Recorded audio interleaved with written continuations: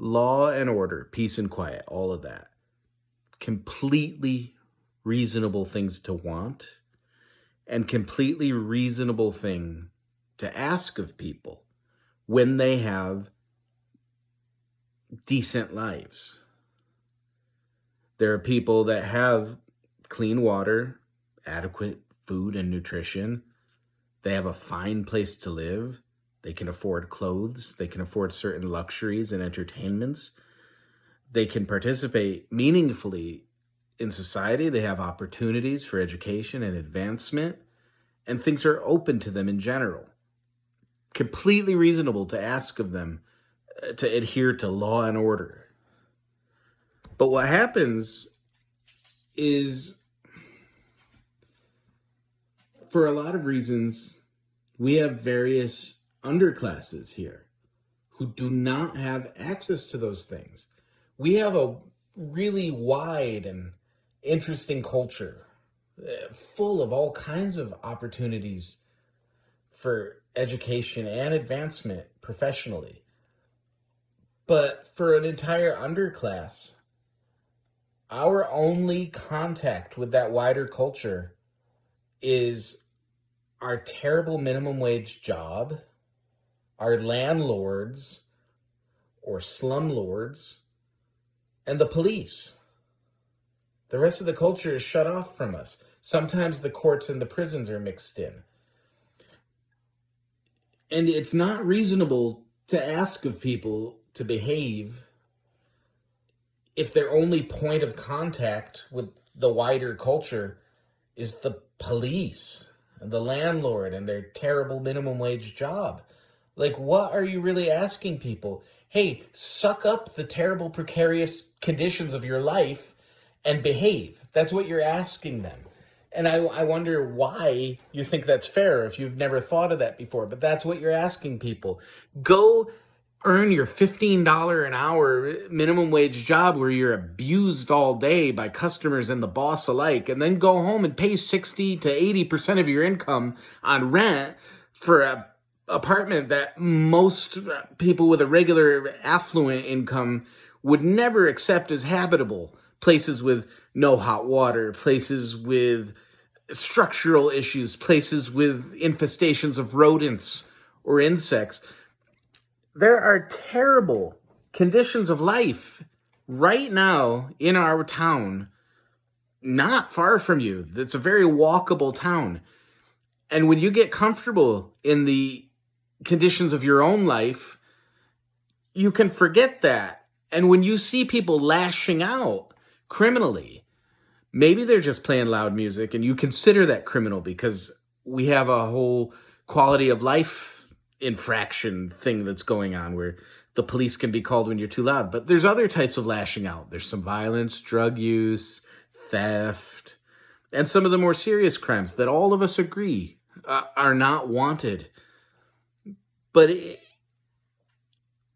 what are you expecting when you are squeezing an entire population so that the conditions of their lives are not stable and are not even sometimes pleasant, and there is no way out? What do you expect of a generation that maybe grew up seeing their parents and grandparents struggle with this ongoing, unaddressed poverty and lack of advancement opportunities, just working some bullshit job just to survive? What do you expect from these people?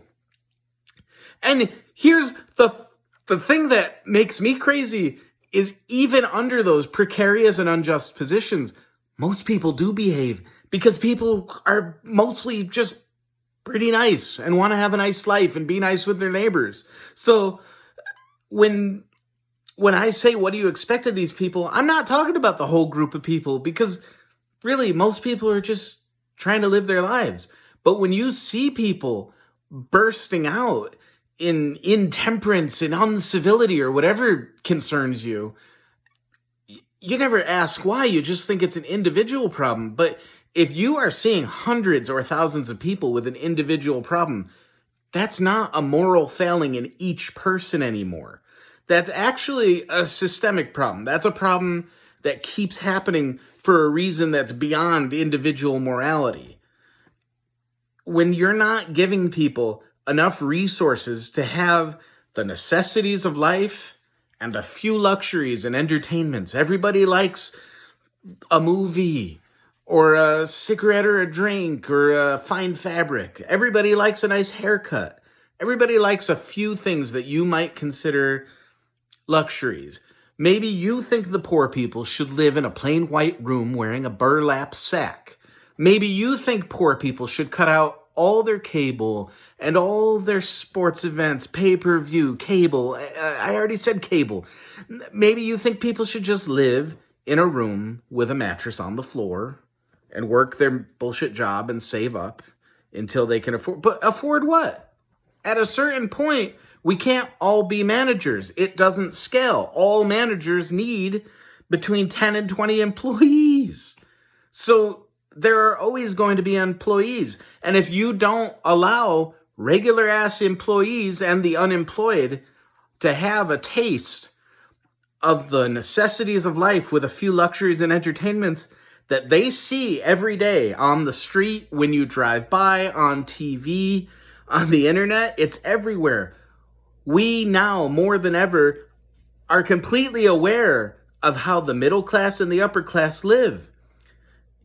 And when we see all of these luxuries, entertainments, and necessities of life are just beyond us, we're not idiots. We can do the math. We know that some of these will always be beyond us. And we start to wonder why. It is inevitable that some percentage of people who realize this ongoing and incurable inequity, they're going to lash out. It is not reasonable to expect no one will lash out and everyone will behave. Many people, most people lash out against themselves. Drug use, suicide, risky decisions. But there is a percentage of people who are going to turn that anger outward in a skillful or an unskillful way. Some people, maybe, will become public speakers and politicians and try to explain this in a way that is meaningful and effective. But with the underfunded schools in dilapidated neighborhoods, not everybody has the chance or the skill to learn how to advocate for themselves and explain this problem. They have the passion, they understand their own oppression and exploitation, and the only path available to them to lash out is actually just lashing out. There's not anything else. They don't have an audience. They don't have access to an audience. There is no way for them to get an audience. They're just an angry poor person, a crazy person on the street, just some angry young black guy. You have all these little baskety labels to pop people in to make them worthy of being ignored. Eventually, some number of these people who understand their own oppression and exploitation are going to lash out. And I have nothing but sympathy for them. Because what they are doing is a completely irrational reaction to an ongoing, pervasive, generations-long injustice that I grew up under as well, in this stupid, crushing poverty that I could not comprehend since I was a straight-A little honors student guy that was given every opportunity in school. Why was my family so poor? And why did all my richer friends, I thought they were rich, why did they have more food than we had? The whole system is crazy. And I was just a little kid trying to learn this. So now you have other little kids who have their own special gifts that are being squandered in the precarious nature of an impoverished life. You're just allowing them to be so wasted that you're guaranteeing that all you're having is people that want to turn all of their possible skills and knowledge into something good. You're when they're wasted, and they know they've been wasted, because we're not stupid people who grow up poor. We're not idiots. We understand that the system has been designed to waste us. Even if we don't understand why, or we can't verbalize it, we get it. So how can you not expect people to eventually lash out against themselves or each other or against the civil system itself. People will lash out. And when the only reward for lashing out is to oppress them even more and send armed police to terrorize and brutalize them and sometimes murder them, as we saw last week, all you're doing is creating more of the unrest that you're trying to stop. A few short years ago, my stepson and I were in conflict, and I was trying to get him to learn how to be a better young man. He lashed out and punched me in the neck. Because I'm not a cop, I didn't hit him back. I looked at him and I understood, regardless of how his lashing out made me feel, he was trying to communicate. And this is a generalizable lesson that most people with a brain can learn, is that people who are lashing out, they're not trying to destroy you. They're not trying to destroy anything. They're trying to communicate. They're at the end of their rope. Have you never punched a hole in the wall? Most people have done something like that. So when you see somebody lashing out against themselves, against another person, or against society itself, they are trying to communicate. It is up to us who have a more affluent, more comfortable, more stable condition of life to try to understand what they are saying when they lash out. We need to be able to extend them the same grace and understanding that we extend to ourselves and our loved ones who also lash out from time to time, as everybody does. And that's why every time the police murder somebody, there's this circular argument about how we need more police to make more control over whatever stupid condition that you think the police should have stopped. Somebody was acting out, stealing, doing something. But that's not a solution. That's an intensifier. That's an escalation. That's from the point of the view of the people who live in the neighborhood that you're sending more police with more weapons to. That's an occupation. These people don't live in that neighborhood. They don't specifically care for the people in the neighborhood. The neighborhood is a problem that needs to be solved. And that's what cops do that lead to the escalation in violence, is they want to solve the problem. And they want to solve it now. There is no grace and conversation. There is obedience and compliance demanded of you now. And how can that be anything other than an escalator and an intensifier? Which leads to this cyclical growth of ever increasing police funding year to year and more dissatisfaction and lashing out. And now, even though violent crime has been dropping for years, this resentment and this lashing out is what people respond to, and they feel more scared than ever. And that feeds the cycle too. It's really frustrating. And then whenever somebody is personally affected by these issues, everybody demands patient civility with no swearing and a calm voice. And we have to explain exactly what's going on, and we have to do it politely. And it's not reasonable. When your loved one is murdered or brutalized, it's not reasonable. You're angry. And you can't find anyone else to speak for you either who's not angry, because the story is infuriating.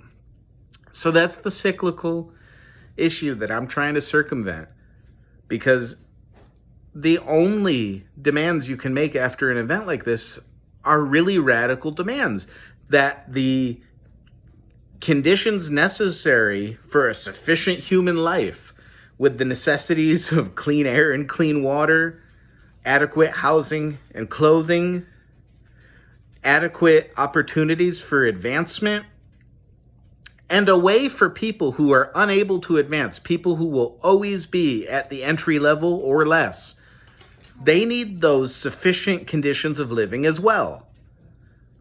Why should they exist with less than that? We need access to some luxuries and some entertainments. That's just things people like. You know it. We sacrifice just to have luxuries and entertainments. So only those really radical demands can truly solve the problem. And if you want to make crazy liberal demands where we increase their funding so they could have more training, that doesn't do anything but increase their funding.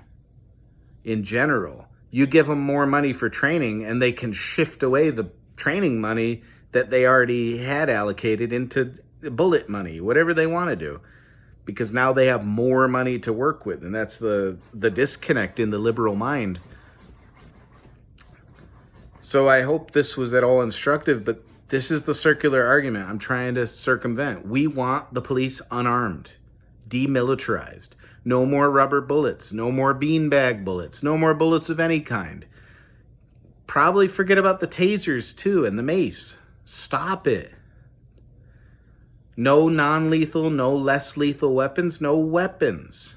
You're there to talk, to de-escalate, to use your wits, to keep the peace. Right now, you keep the property. So only a radical set of demands will do. Thank you.